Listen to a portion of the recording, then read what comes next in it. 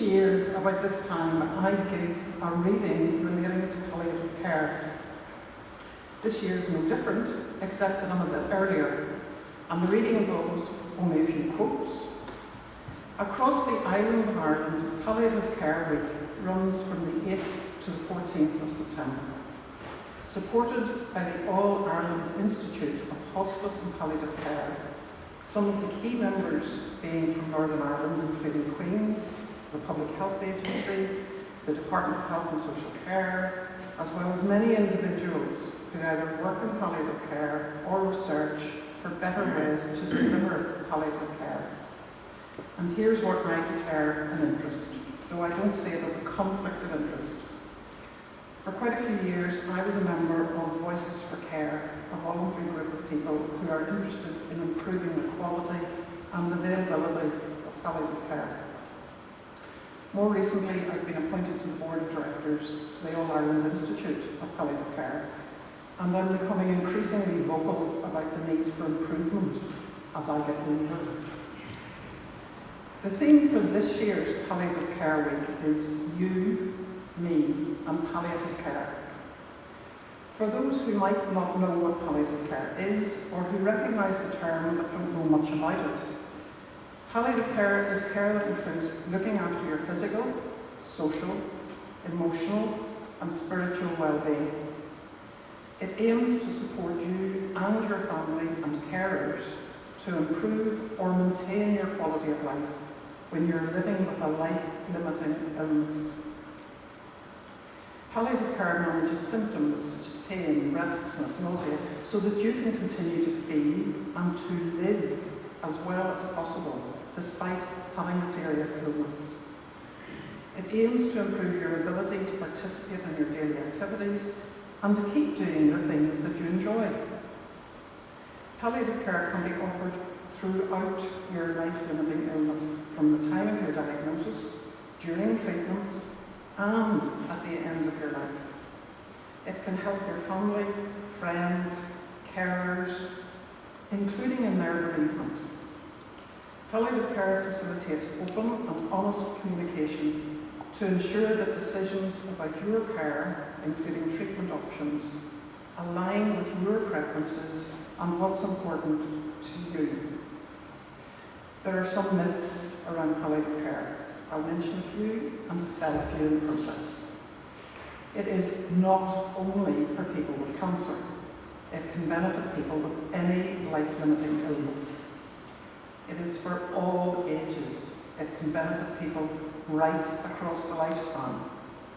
It's for people living at home and in nursing homes, people who are in hospital, as well as for people who might need to be in a hospice, either as an inpatient or as an outpatient. It is not only about dying, but can help people from the time of the diagnosis with a life-limiting condition onwards. It improves the quality of life of the person with palliative care needs, and importantly, can help their families cope better. And it improves the person's ability to participate in their daily activities and to keep doing things that are important to them. It was Dame Cicely Saunders who transformed the way society viewed care for the long-term sick and dying. She was born in 1918 and lived until 2005. And she continued advocating for palliative care until she died herself. Cicely Saunders was the founder of the modern hospice movement. She was a woman ahead of her time, and where she found obstacles, she ploughed through them. At one stage, she was told that her ideas about pain management for patients would not be accepted by doctors, because doctors would only take advice from other doctors. So what did she do? In her mid-30s, she started studying for and completed her medical degree. Cicely's new ideas in the 1930s of person-centred care emerged from her unique multidisciplinary experience as a nurse, a medical social worker, a doctor, and as a researcher. She introduced effective pain management and the concept of total pain, the idea that suffering encompasses all of a person's physical, psychological, social, spiritual, and practical struggles.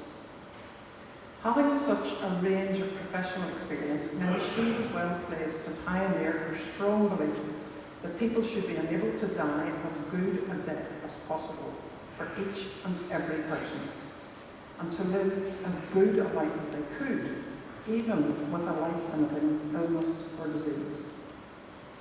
As she said, how people die remains in the memory of those who live on. I'm sure every single one of us remembers the death of a loved one and how that person was in the time leading up to their death. Having what people call a good death is important, both for the person who is dying and those who care for them. We remember how our loved ones die. The idea still prevails among many doctors that a person or patient dying is a failure, that their job is to keep people alive. But most of us know and realise that being kept alive isn't necessarily the same as living.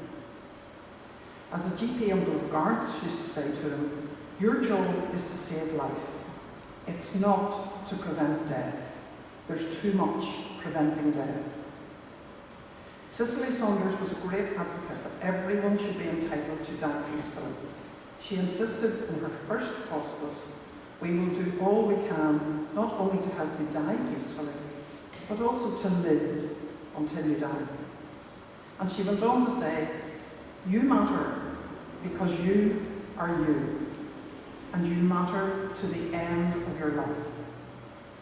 As palliative care comes round this year, 8th to the 14th of September, I would urge you to get involved in at least one event which might be of interest to you or a loved one.